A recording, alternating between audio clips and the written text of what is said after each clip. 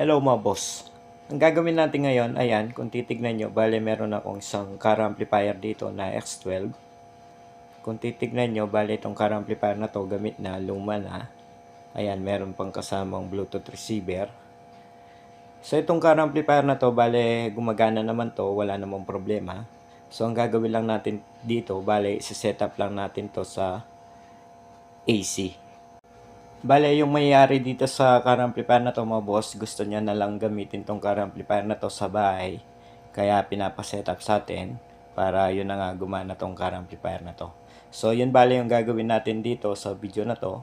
Sa mga bago pa lang dito sa ating channel, huwag sanang kalimutan mag-subscribe at pag-ipindot na rin notification bell para sa susunod na upload na gagawin natin, ma-notify kayo. Ayan mga boss, sa mga baguhan dyan, bale itong car amplifier na to 12 volts. So para mapandar natin tong car amplifier na yan, kailangan natin na bumili ng power supply. So yung power supply na gagamitin natin dito, ganun din 12 volts. So mamaya ipapakita ko sa inyo. So abangan nyo lang tong ating video para may matutunan kayo pagdating dito sa mga car amplifier na tulad nito. Kung paano yung connection o resetup. So abangan nyo lang mga boss, kunin ko lang yung power supply para may pakita ko sa inyo.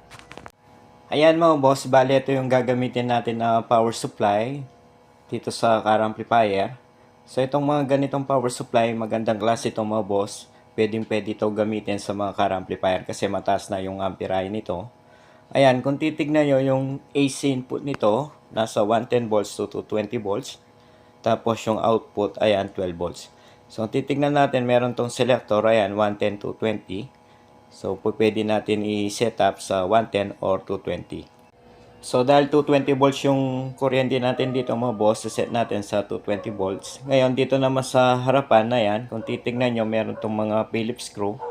Bale, dyan tayo magtatap ng wire. So, mamaya ipapakita ko sa inyo kung paano natin i-set up yan. So, titignan natin, meron itong positive B, negative B, ground, neutral, line. So, dito sa neutral end line mga boss, bale dyan tayo magtatap ng power cord. Ayan, sa line and neutral. Titignan natin, ayan, yung dalawang Phillips screw na yan. Bale dyan natin nitatap yung power cord. So, ito yung power cord mga boss. So, ito yung gagamitin natin. Bale, dyan lang natin nitatap yan. So, itap ko lang.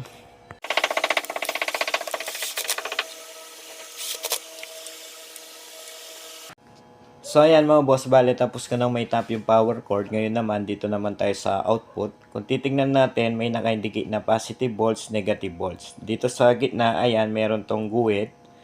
Papasin ninyo. Itong tatlo na screw na yan, positive lahat yan. Positive volts. Tapos dito naman, tatlo din, negative volts. Ayan. Ngayon, pwede tayo mag-tap dito na kahit alin dyan. Bale, basta dito sa tatlo na yan, positive yan. Dito naman sa tatlo na yan, negative. So, depende na lang sa inyo kung saan kayo magtatap. Ngayon mga boss, itatap na muna natin itong wire na gagamitin natin. Ayan. So, tandaan nyo, tig-tatlo, tatlong positive, tatlong negative. So, itap ko lang mga boss para makita nyo. So, kung bali, itatap ko na lang itong positive. Ayan, dito sa pangatlo. So, pwede rin sa una, pangalawa. So, depende na lang sa inyo. Lahat kasi yan tatlo na yan, positive naman yan. Tapos dito sa negative, dito naman sa una, sa pangapat. So pwede rin sa panglima or panganim. Ayan mga boss, kung titignan nyo, napakadali lang. Positive, negative yan. Yung positive, yung may blue. Ayan, ngayon susukatin natin yan. Tignan natin kung meron ba tayong masukat na 12 volts dyan sa wire na yan. So, tignan natin. So, set up ko lang mga boss. Ayan mga boss. So, nakaset up na tong ating tester. Dito sa power supply ngayon, saksak ko na lang yung power cord. Pasinin nyo tong ating tester. So, ayan. Kung titignan nyo, umilaw na tong indicator nitong power supply. At kung titignan natin, yung nasukat natin dito sa ating tester ay nasa 13.29 volts DC. So, ibig sabihin mga boss, okay itong ating power supply. So, normal lang yan na 13.29 volts.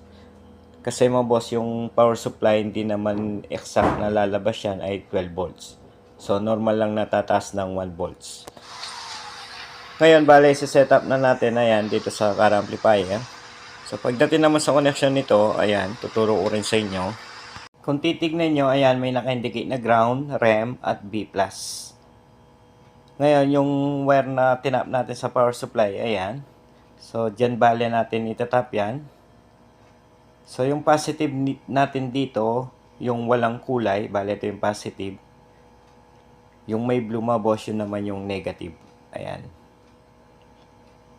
Ayan, yung may kulay na yan. So, ito yung positive, yung walang kulay. Ayan, unahin natin tong ground. Ngayon, after natin may tap yung negative or ground, so gagamit ulit tayo ng wire pang jumper dito sa REM. So, itap na muna natin yan dito sa gitna. Yan, bale yung kanyang REM. Ngayon mga boss, yung dulo nitong jumper, bale itatap rin natin yan dito sa B+, kasama na tong positive wire na yan. So, pagsamahin lang natin yan dyan. So, dapat mga boss, yung positive wire naka-jumper yan dito sa gitna. Or tinatawag na REM or remote. Kasi kung walang jumper yan, kahit na buo yung supply natin na 12 volts or 13 volts, hindi pa rin mag-on tong car amplifier.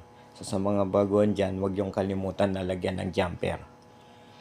Ayan mga boss, so, tapos na natin may tap yung wire. Ayan, kung titignan nyo mabuti, ground, REM, tapos na jumper yan dito sa B+, ito naman yung positive. So, tignan nyo na lang mabuti. Ayan. Ngayon mga boss, after natin may tap yung supply dito sa car amplifier, so saksak ko, tignan natin kung mag-on tong car amplifier. Pansinin natin. Ayun, kung papasinin nyo mga boss, umilaw yung indicator nitong car amplifier, ibig sabihin tama yung connection natin. Ngayon, after natin mapa-on tong car amplifier, so magtatap na tayo ng speaker. So, check na muna natin ulit yung supply. Tignan natin kung hindi ba bumaba yung supply. Ayun, so ganun din naman mga boss, nasa 13 volts pa rin. Ngayon mga boss, kung titignan nyo, bale meron na akong tinap na speaker. Bale ito yung gagamitin natin na speaker. Ayan, yung dalawa na yan. So, connected na yan dito sa car amplifier. Papasinin nyo, bale dito natin tinap yung mga speaker, channel 1 and channel 2. Papasinin nyo sa itaas mga boss. Ngayon, kung titignan naman natin pagdating sa input, ayan mga boss, dito naman sa input nitong car amplifier, bale nakasaksak yung ating jack sa channel 1 and channel 2 sa ibaba. Ayan, channel 1, channel 2 sa ibaba. Kasi mga boss, yung ating speaker nakalagay dito sa channel 1 and channel 2. Ayan, kung titignan nyo, kung saan tayo naglagay ng speaker, halimbawa yung ating speaker wire nakalagay sa channel 1 and channel 2, dapat itong mga jack na yan nakalagay rin sa channel 1, channel 2. So, ganun yon. Ngayon, kung gagamitin naman natin yung channel 3 and 4, ayan, yung gitna. So, dapat yung ating mga speaker nakalagay sa ibaba, sa channel 3 and 4. So, dahil nakatap yung ating speaker wire sa channel 1 and 2, so, nag-input tayo dito sa ating signal, ayan, channel 1 and channel 2. Ngayon, tatry natin, tignan natin kung tutunog ba ito mga boss. So, i-set up ko lang yung aking cellphone na gagamitin dito para mapatugtog natin, ayan. So, i-try na natin mga boss, ayan.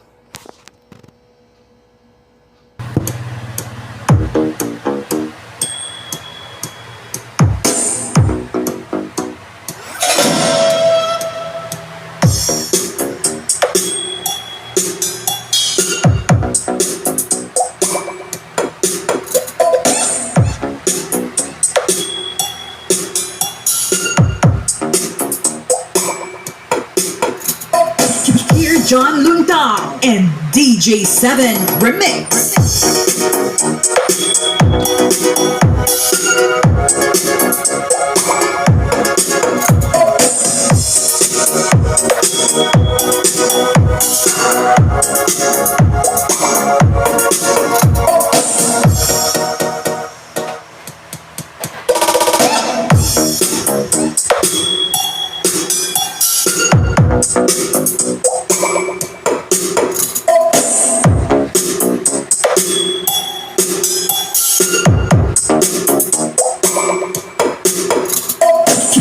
John Lunta and DJ7 Remix.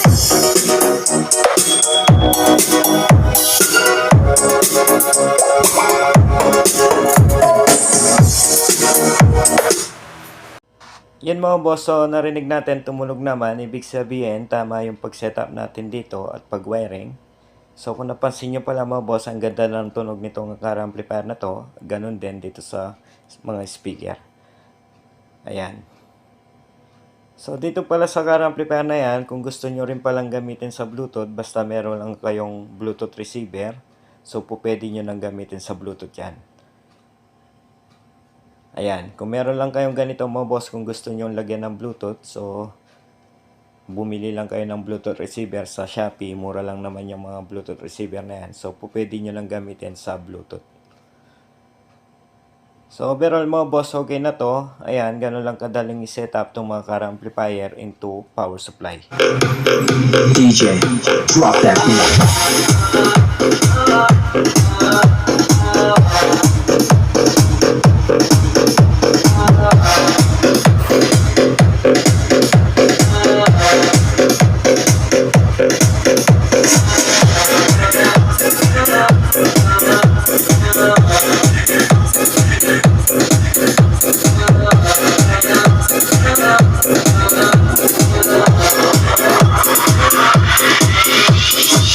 Serving you with the hottest and the best music in town.